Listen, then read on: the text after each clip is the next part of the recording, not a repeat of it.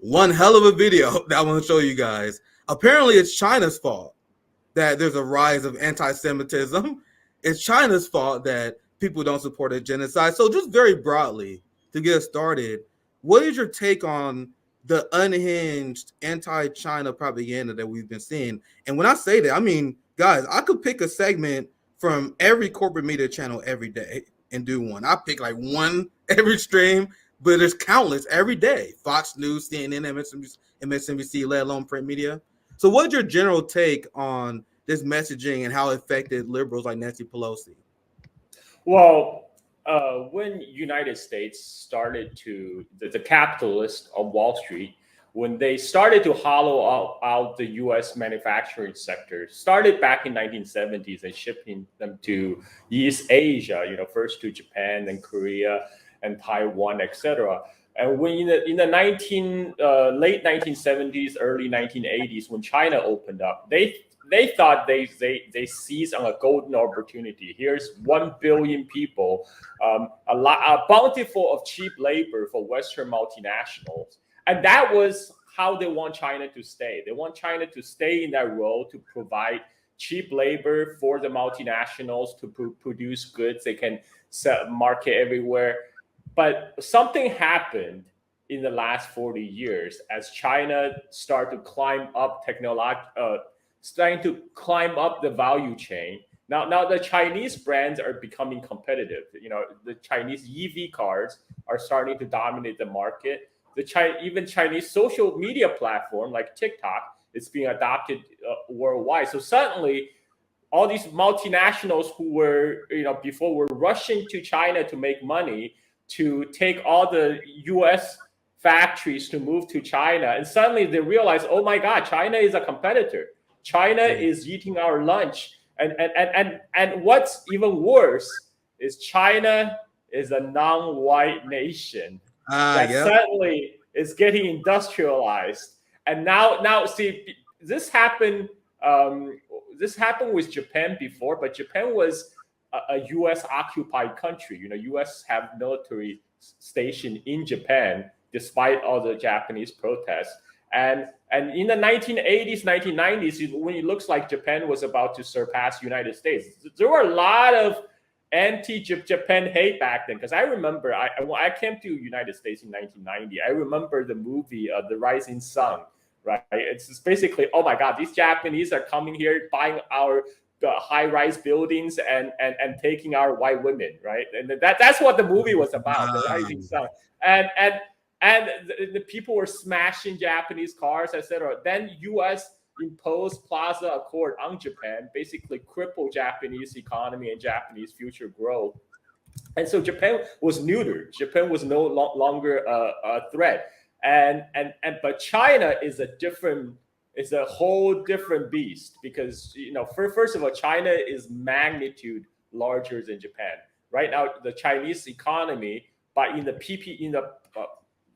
power PPP terms, is already larger than the U.S. economy, and it's approaching U.S. economy in the nominal dollar terms. So this is why there's a widespread panic in Washington. They feel, okay, oh my God, China is overtaking us. They're going to take out our number one spot, and that's not acceptable.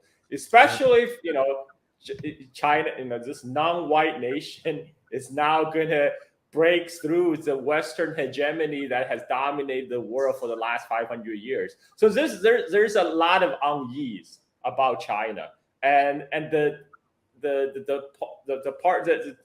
political elite in Washington, both parties are capitalizing on that. They're capitalized on a lot of fear and anxiety of Americans who are experiencing.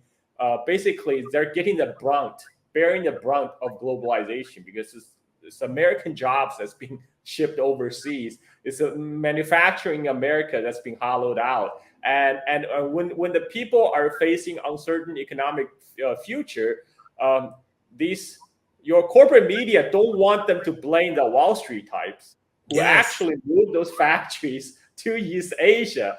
The much easier scapegoat is China. It's like China stole our technology, China stole our jobs. right? Of course, China never came to United States and pointing a gun to Steve Jobs' head and say, "You got to build Apple phone in China," or they didn't come like point a shotgun at Elon Musk. Say, "You got to build Tesla in China." These capitalists decide to go to China because they want to utilize the cheaper labor there, and later they realize, oh, China is a big market. We can do business in China.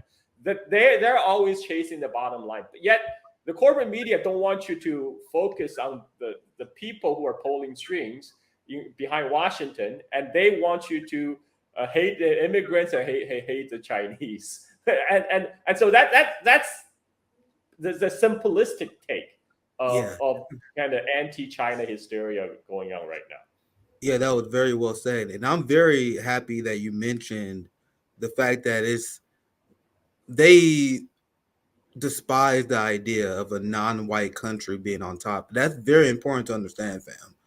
Like how many propaganda segments have we done on this show, guys, where their objection to China, because I was like, what is the objection? Like, why are you guys so hateful towards them? And Carl, they would be on Fox News and they'll say China is trying to expand their influence in the region. This is why they're a threat. So they want to grow their economy, and that's why you hate them. And they rely on the fear of Americans of the other and the other dominating. I don't know if you've seen these headlines. Like there have been a lot of these crazy headlines of how China is sending military-aged men to cross the border. I've seen stories about how China is sending fentanyl across the border to softly kill Americans. Have you seen those, Carl, or am I crazy? Yes, this is another case of projection. You know, what's the root cause of the opiate crisis in the United States? Is people are being devastated. The family structure is weakened, and people are being devastated by loss of jobs, loss of future prospects, and they're seeking escape through drugs. And guess who is pushing these drugs on working class American? Sacklers. They have been convicted. These pharmaceutical companies knowingly getting Americans addicted to various prescription drugs, and fentanyl. They say, oh, China is pushing fentanyl onto United States. The reality is, what China produces is a chemical precursors for pharmaceutical ingredients. Now, the world's majority supply of pharmaceuticals is produced in China. Now, some of these chemicals can also be used to produce fentanyl. So you have cartels in Mexico, for example, importing these chemicals into Mexico, where they're being used to make fentanyl and shipped to United States.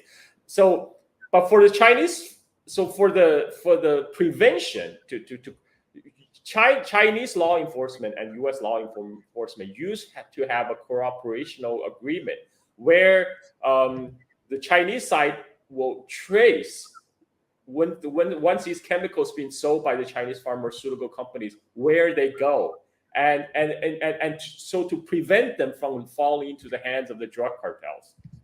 This was a long-standing agreement, and until last 5 years, when starting with Trump administration, went crazy with all this anti-China sanctions one after another, and that's when China decided, you know what? Why are we tracing the sales of pharmaceuticals for you? This is your problem. This is your problem. It's out of our hands. We're not doing this for you anymore. You know, like you are depending on us to tracing where these chemical shipments are going. Well, you can do it yourself since you are slacking sanctioning on us. So this actually caused the shipment of these chemical precursor to skyrocket because they're no longer being monitored. And now and so again, this is another case of United States is picking a rock and smashing its own foot. And the other thing about the Chinese migrants coming through south of the border. So people can go back to 2022, like December 2022. You'll find articles from Wall Street Journal, Washington Post, Radio Free Asia. They're reporting the Chinese are fleeing the strict COVID lockdown in China, and we are going to publish the exact route they use to get to the United States. So they publish the exact route. So, the Chinese are flying to Istanbul, and then from Istanbul they're flying to Ecuador, and from Ecuador they're taking they're getting into Panama, and from Panama they hire people to take them through the impassable jungle, Darien Gap, and then they eventually get to Mexico, and from the Mexico they just go straight across the U.S. border. That information went viral on the Chinese social media, and guess what happened next? Nobody could have guessed the number of Chinese migrants that showed up in the U.S. border suddenly went up sixfold. Wow. You went up from like 2,000. You went up from 2,000 in 2021 to like 12,000 in 2023. In the first half of 2023. Okay, 20,000, like 10,000, 20,000 is actually a drop in the bucket compared to the entire Chinese population, and even a drop in the bucket compared to the total number of migrants that's coming across the southern border. But Chinese, that's a sensational part. Yeah. Chinese, and also like they have to go through the Darien Gap, which is this like just tropical jungle in the Panama that separates the North and South America. There's no road, so you have to be a strong person to survive that journey. You're not gonna have like elderly and women and children. So yeah, it's mostly young men that makes that trek, trek through the jungles. So yeah, that's why. Okay, sure, military-aged men. Like they make it sounds like China is trying to infiltrate the United States. Exactly. Through the secret plot. Look, if Chinese spies want to get into the United States, they will just get a visa. Do you think the Chinese guys will have problem getting a visa into the United States? That they have to go through this roundabout way, flying halfway around the world, and walk through the most dense jungle in the world just to reach the United States? That's not a very efficient way of doing business. If you think Chinese are smart, that's the last mistake. But yeah, there are Chinese people coming over, but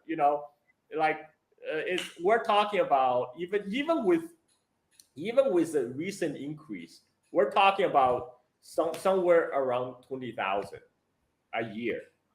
I mean, it's not. I mean, compared to the total number of migrants or total number of Chinese population, it's really minuscule. And again, this is sensationalized because right now there is the anti-China hysteria going on in the United States. So anything can be playing on China, like Nancy Pelosi blaming the Chinese for. Yeah, I want to hear your thoughts on that. I know you saw I don't know if you saw the video earlier, but I played. Nancy. First of all, some of them are like, oh my God, why is Nancy Pelosi being so racist? The thing is, most of the protesters are actually white women. But she is telling them to go back to China where your headquarters is from. But just a couple of years ago, Nancy Pelosi was on air. She said ceasefire is Putin's plot, right? Yeah. So what they're really saying is people calling stop to genocide, are supported by Russia and China, because apparently Russia and China's position is to stop the genocide, right? The flip side of that, U.S. policy, of course, is pro-genocide. You're un-American if you would want the genocide to stop. So that's what she's really saying, and it's absolutely insane.